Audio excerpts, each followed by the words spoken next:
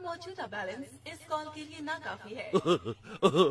एक तो call package इतने महंगे हो गए हैं ना कि बंदा करे तो करे क्या। अरसलान बेटा।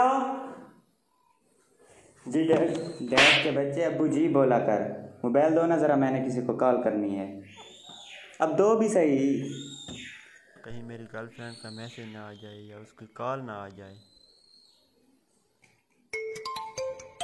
एक सेकंड पापा, कॉल नहीं उठाना, कॉल नहीं उठाना। 2 साल से इसके साथ मेरा चक्कर चल रही है, 6 साल से मेरे पीछे पड़ी हुई है। मुझे कहती है कि भाग कर शादी करें। मैंने कहा कि मैं पापा की मर्जी से चालू करूँगा, उसके साथ रहना चाहता हूँ। तुम्हारे दोस्त उमैर का फ़ोन है। Oh no.